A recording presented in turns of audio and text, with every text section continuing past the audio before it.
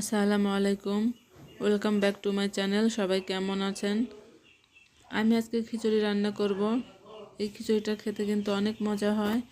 আমি আজকে খিচুড়িটা মুরগির হাড়, কলিজা, গিলা, চামড়া এগুলো দিয়ে রান্না করব। এগুলো দিয়ে রান্না করলে খিচুড়ি খেতে অনেক মজা হয়। খিচুড়ি রান্না করার জন্য আমি এখানে নিয়েছি ভাতের চাল, পোলাওর চাল আর মুগ ডাল, মসুরের ডাল। আমি এগুলো পানিতে অনেকক্ষণ ভিজিয়ে রেখেছিলাম। তারপর আমি এগুলো পরিষ্কার করে ধুয়ে নিয়েছি। রান্না করার জন্য আমি কড়াইতে তেল গরম হয়ে আসলে আমি এর মধ্যে দিয়ে দেব গোটা মশলা, দারচিনি, এলাচ, তেজপাতা। আমি এগুলো দিয়ে হালকা নেড়ে চেড়ে এর মধ্যে দিয়ে দেবো পেঁয়াজ কুচি, দিয়ে দেবো কাঁচামরিচ কুচি। এগুলো হালকা ভাজা হয়ে আসলে একটু লালচে করে ভেজে নেব।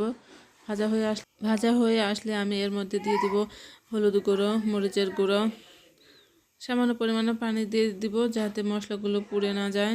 এবার আমি বাকি মশলাগুলো দিয়ে দেব। আমি এখানে আদা বাটা, রসুন বাটা, ধনে গুঁড়ো, জিরে গুঁড়ো, গরম মশলা গুঁড়ো, আমি সবগুলো মশলা একসাথে দিয়ে আমি এগুলো ভালো করে কষিয়ে নেব। উপরে তেল উঠে আসা পর্যন্ত আমি এটা কষিয়ে নিয়েছি। আর তারপরে আমি এখানে সেই মুরগির হাড়, গিলা, কলিজা, চামড়া এগুলো দিয়ে দেব। এগুলো যেহেতু দেশি মুরগি তাই আমি এগুলো একটু সময় নিয়ে ভালো করে রান্না করব যাতে সিদ্ধ হয়। এটা আমি ঢেকে কিছুক্ষণ রান্না করে নিব। আর আমি এখানে দিয়ে দিব স্বাদ মতো লবণ। লবণটা ভালো করে মিশিয়ে নিব। মেশানো হয়ে গেলে আমি এটা ঢেকে রান্না করে নেব কিছুক্ষণ। আমি এখানে এখন দিয়ে দিয়েছি গোটা রসুনের কোয়া। এখন রসুনের কোয়া দেওয়ার কারণ হচ্ছে যাতে রসুনের কোয়াগুলো গলে না যায়, রান্না করার পরও যাতে রসুনের কোয়াগুলো আস্তই থাকে। এতে খিচুড়ি দেখতেও সুন্দর লাগে, খেতেও ভালো লাগে। আমার এটা কষানো হয়ে গেছে। আমি এবার এর মধ্যে দিয়ে দেবো সেই চাল ডালের মিশ্রণ। এটাও আমি মাংসের সাথে ভালো করে কষিয়ে নিব।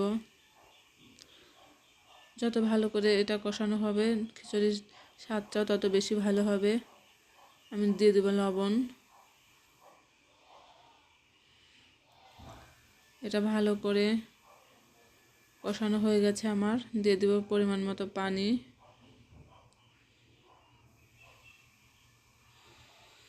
এটা পানি দিয়ে আমি একটু নেড়ে চেড়ে মিশিয়ে নিব।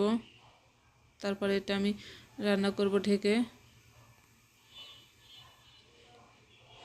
খিচুড়িটা আমার প্রায় সিদ্ধ হয়ে এসেছে। আমি একটু মাঝখানে নেড়ে চেড়ে দিচ্ছি। এবার আমি এটা খুবই অল্প আঁচে দমে রেখে একটু সময় নিয়ে রান্না করে নিব যাতে সব জায়গায় ভালো করে সিদ্ধ হয় চালগুলো।